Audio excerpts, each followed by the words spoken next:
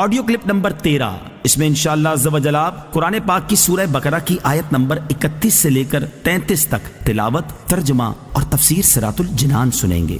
بسم اللہ الرحمن الرحیم۔ ترجمہ: اللہ کے نام سے شروع جو نہایت مہربان رحمت والا ہے۔ وعلم آدم الأسماء كلها ثم عرضهم على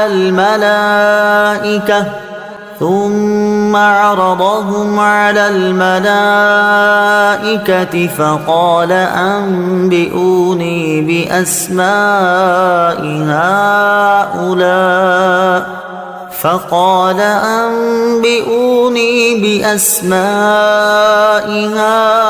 هؤلاء إن كنتم صادقين۔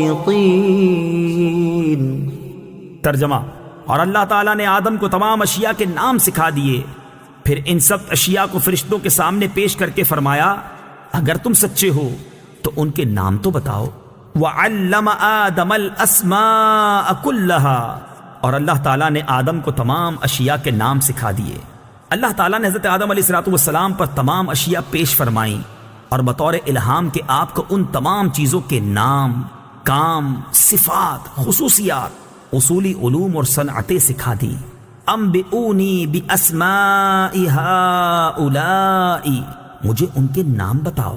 تفسیر صراط الجنان میں ہے تمام چیزیں فرشتوں کے سامنے پیش کر کے ان سے فرمایا گیا کہ اگر تم اپنے خیال میں سچے ہو کہ تم سے زیادہ علم والی کوئی مخلوق نہیں اور خلافت کے تم ہی مستحق ہو تو ان چیزوں کے نام بتاؤ، کیونکہ خلیفہ کا کام اختیار استعمال کرنا، کاموں کی تدبیر کرنا اور عدل و انصاف کرنا ہے، اور یہ بغیر اس کے ممکن نہیں کہ خلیفہ کو ان تمام چیزوں کا علم ہو جن پر اسے اختیار دیا گیا ہے اور جن کا اسے فیصلہ کرنا ہے۔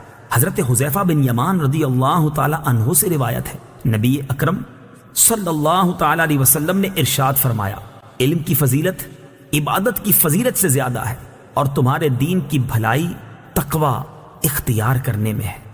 انبیاء علیہ السلام فرشتوں سے افضل ہیں۔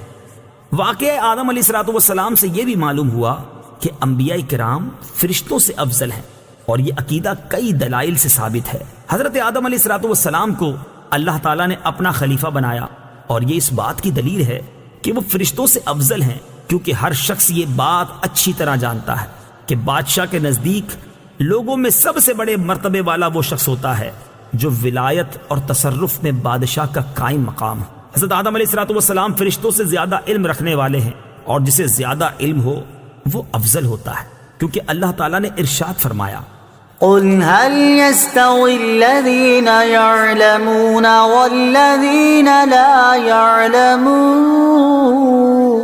يعلمون۔ ترجمہ: تم فرماؤ کیا علم والے اور بے علم برابر ہیں؟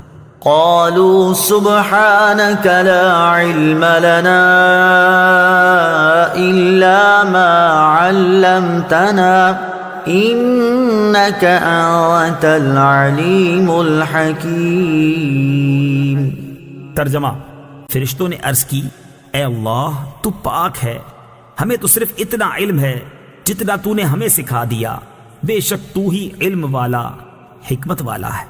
لا علم لنا الا ما علمتنا، ہمیں صرف اتنا علم ہے جتنا تو نے ہمیں سکھا دیا۔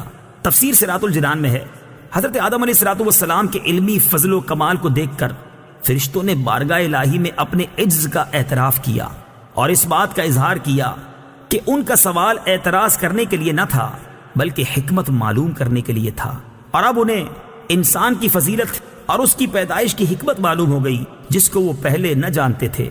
اس آیت سے انسان کی شرافت اور علم کی فضیلت ثابت ہوتی ہے، اور یہ بھی کہ اللہ تعالیٰ کی طرف تعلیم کی نسبت کرنا صحیح ہے، اگرچہ اس کو معلم نہ کہا جائے گا، کیونکہ معلم پیشہ ور تعلیم دینے والے کو کہتے ہیں۔ قال يا آدم أنبئهم بأسمائهم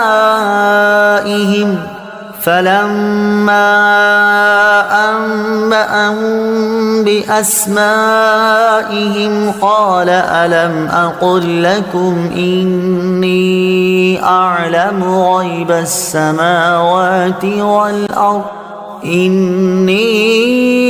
أعلم غيب السماوات والأرض وأعلم ما تبدون وما كنتم تكتمون. ترجمہ: پھر اللہ نے فرمایا اے آدم تم انہیں ان اشیاء کے نام بتا دو. تو جب آدم نے انہیں ان اشیاء کے نام بتا دیے تو اللہ نے فرمایا اے فرشتوں کیا میں نے تمہیں نہ کہا تھا کہ میں آسمانوں اور زمین کی تمام چھپی چیزیں جانتا ہوں اور میں جانتا ہوں جو کچھ تم ظاہر کرتے اور جو کچھ تم چھپاتے ہو. اعلم ما تبدون وما کنتم تکتمون. میں تمہاری ظاہری اور پوشیدہ باتوں کو جانتا ہوں. تفسیر صراط الجنان میں ہے فرشتوں نے جو بات ظاہر کی تھی وہ یہ تھی کہ انسان فساد انگیزی اور خون ریزی کرے گا، اور جو بات چھپائی تھی وہ یہ تھی کہ خلافت کے مستحق وہ خود ہیں اور اللہ تعالیٰ ان سے زیادہ علم و فضل والی کوئی مخلوق پیدا نہ فرمائے گا.